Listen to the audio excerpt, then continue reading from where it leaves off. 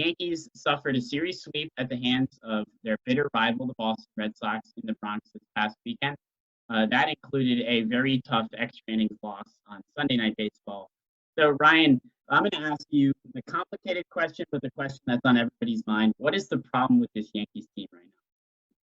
Yeah, it's funny, Sam. Last time I was on the show with you 2 weeks ago, they were coming off sweeping the White Sox. They were like 9 games over 500. Things couldn't look better. I talked to you about how like the panic button was completely green. I wasn't even close to pressing it. And since then, they're 3-10. They've fallen to fourth in the AL East, 6.5 back. You talk about that loss last night. It was brutal. I know there were bad calls, but at the same time, you got to hit with runners in scoring position. 7 hits through 3 innings. You need more than 2 runs. And it was just another predictable loss. But, yeah, what needs to go right for this team, it's simple. They're just not hitting. Like, the pitching is still there. I think they're third in the AL in ERA, 3.38. So they're still pitching well. But the hitting has been so poor this year. They're 26th in average, 22nd in OPS, 27th in runs per game. And when you look at it, all year we've been saying we expect the hitting to come around. You know, it's the Yankees. All they do is a hit. We expect it to get better. It's still not better. I know that the season's 162 games.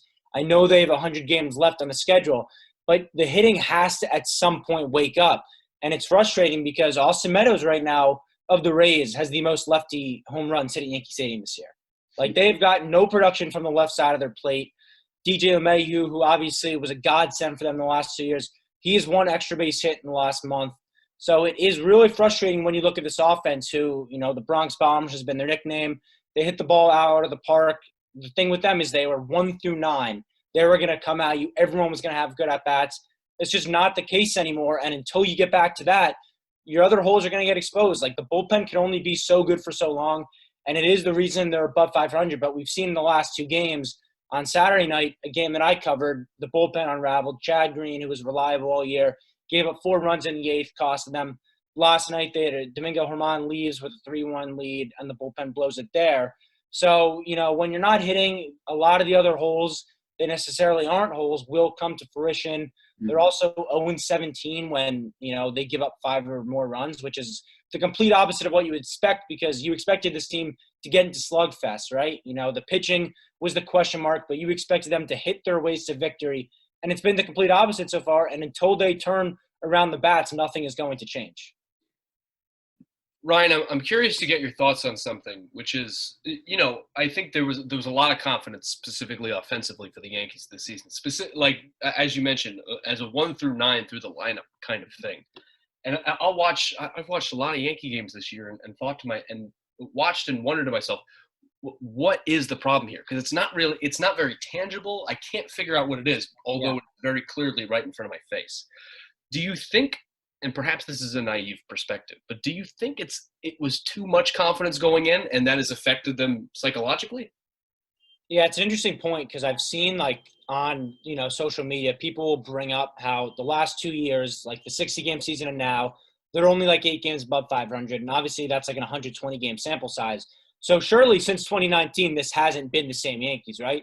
People do kind of forget in 2020, they limped to the finish line big time. They were like 4 games over 500, and they got bounced in ALDS. So certainly I could see that aspect where you talk about it. And I also think with the deadening the balls, they're a team that's really hurt by it because they are a true kind of 3-outcome team. You know, you just look at it, they are a walk, strikeout, home run team.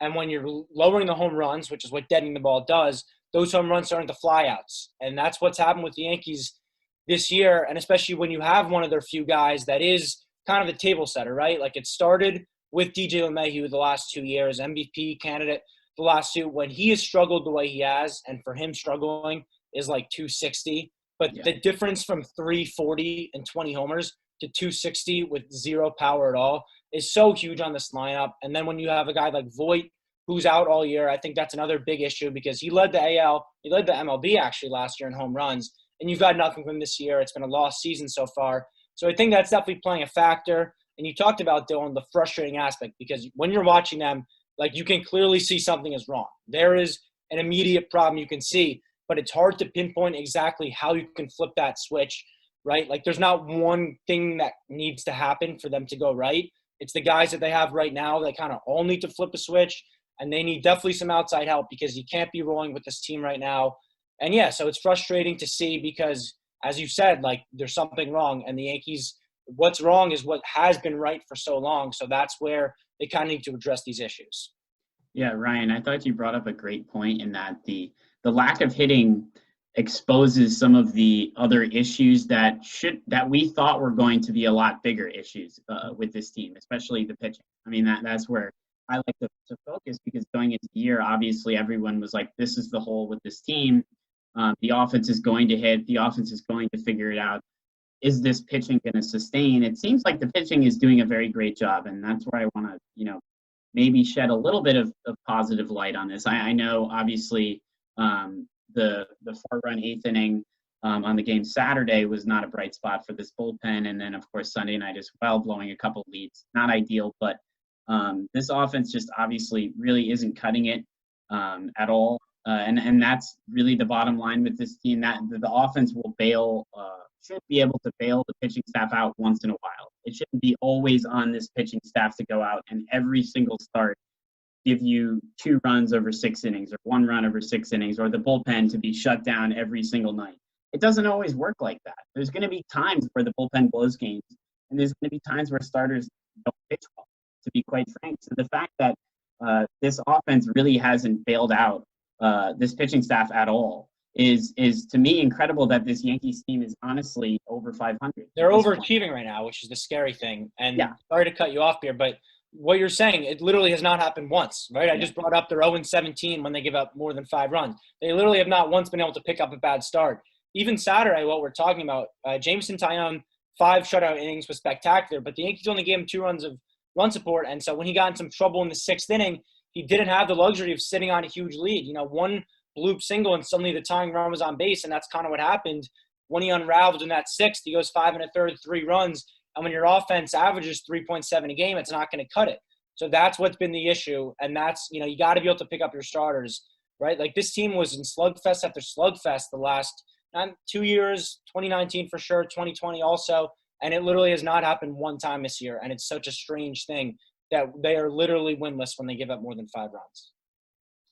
Ryan, perhaps this is way too early to be thinking about this, but I think it's time we start talking about it. You look at the Yankees earlier in the season, and like we keep talking about, what the conversation was can this staff hold up? Can this pitching staff hold up?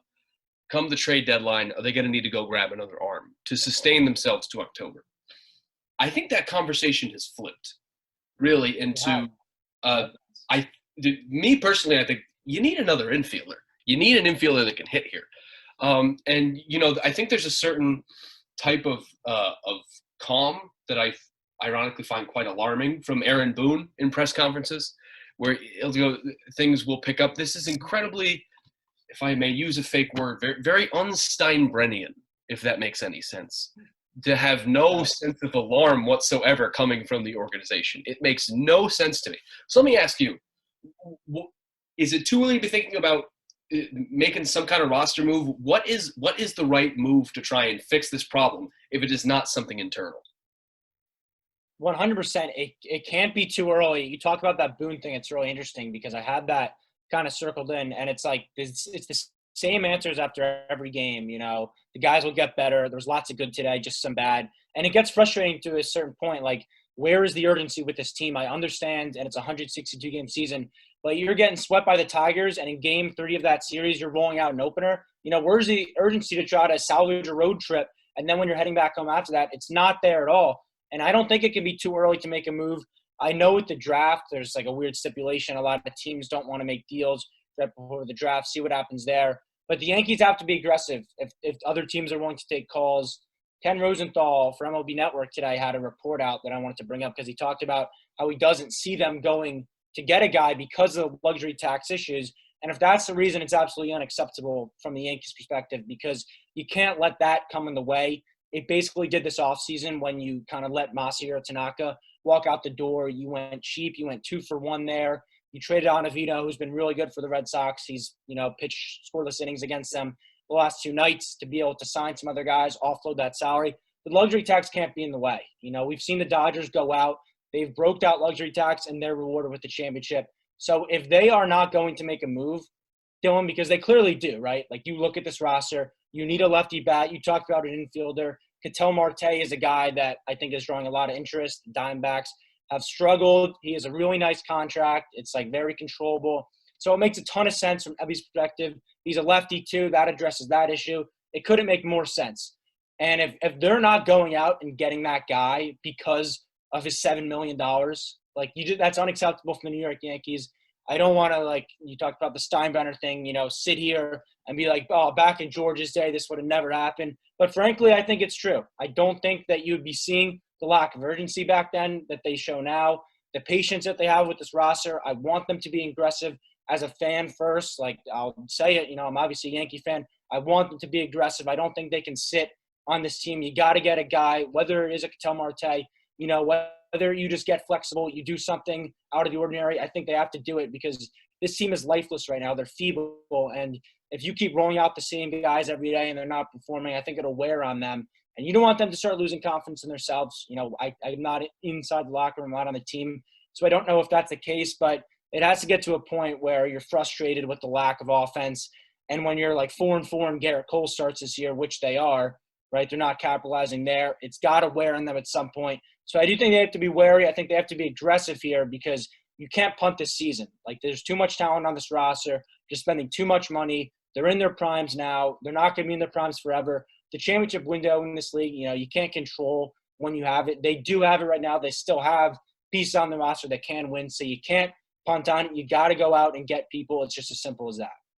The fact that there is so much urgency about the trade deadline right now, I think says maybe a couple things, but the thing I think about is the fact that this division is a lot better than people initially thought. A lot better. I mean, this Rays team is certainly outperforming. Obviously, first place right now in the AL East.